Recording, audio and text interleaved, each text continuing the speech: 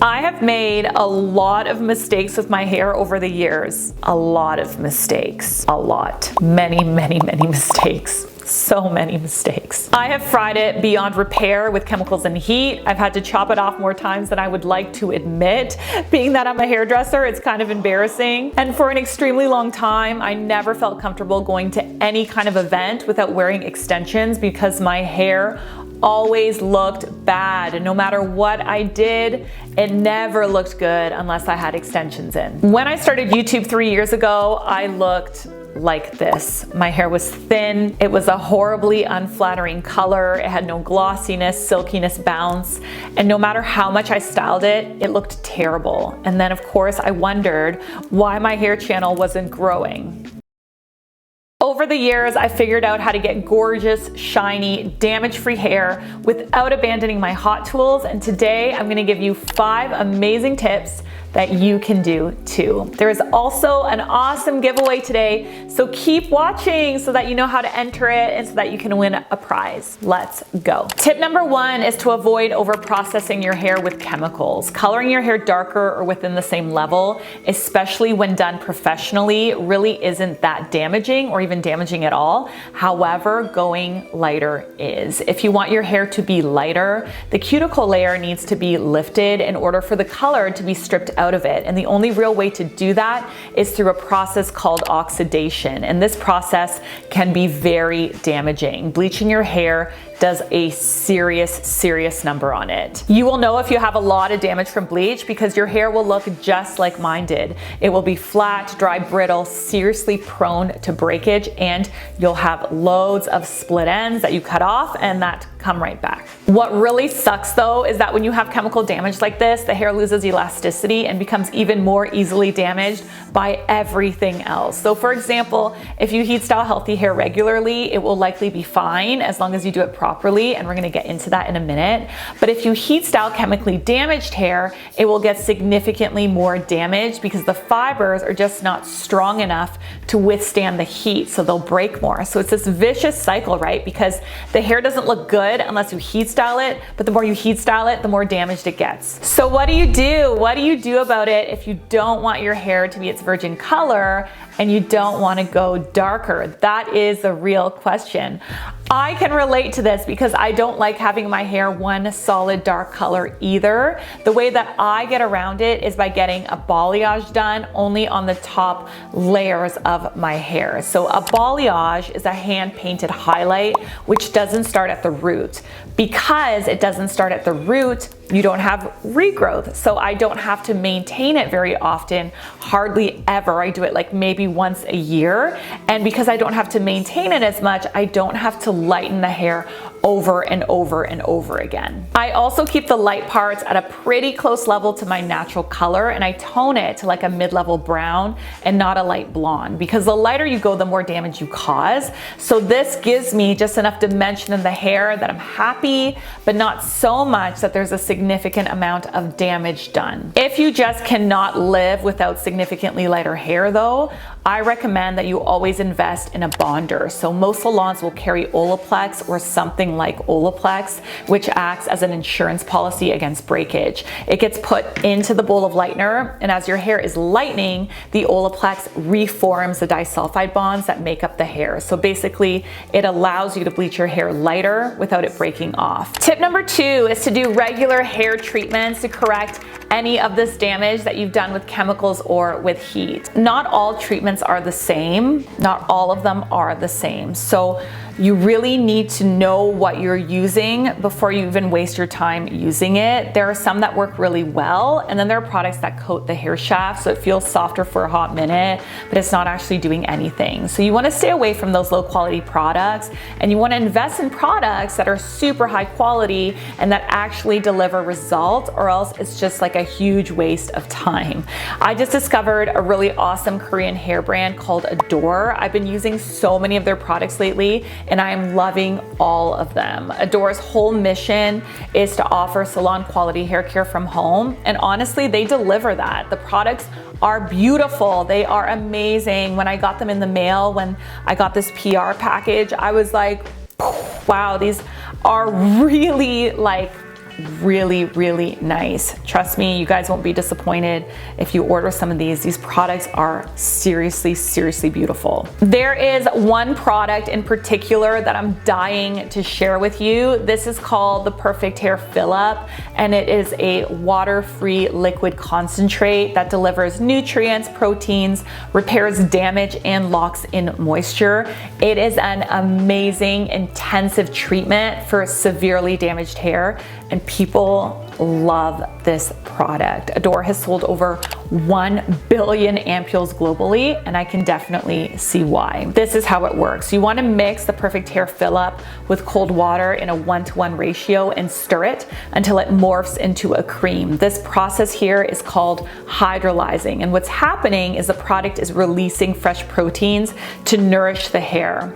After you shampoo your hair, you towel dry, apply it focusing on the ends, put on a hair cap, or I personally like to use a satin wrapped hair towel, and then you wait 10 to 15 minutes before rinsing it off. After doing this treatment, you will notice that your hair is so shiny and soft. It is amazing. Doing this regularly and really taking the time to nourish your hair does have the power to transform it over time. It is 100% worth doing. Just so you guys know, you can buy the product in a bottle or you can buy ampules. The ampules come in boxes of 4, 10, or 20. The box of 4 currently has a 20% off coupon, which is great if you just want to try it out. If you really want to give it a shot and commit to it, you can also subscribe for repeated deliveries, and then you get an extra 10% off, which makes it like less than $10. So if you end up trying this or have tried it before, it's pretty popular. Let me know in the comments what you think. I would love to read what you guys experienced with it and how it's worked out for you. It's really made such a difference to my hair. Tip number 3 is to maintain a healthy scalp. Everything starts at the scalp, and if your scalp isn't healthy, it's unlikely that your hair will be super healthy. I feel like as children, we're just not taught how to properly shampoo, and most people are doing it incorrectly. When you are shampooing, you need to first make sure that your hair is completely wet. Shampoo needs water to work. So if you have dense hair, separate it in the shower and open it up to properly saturate every strand.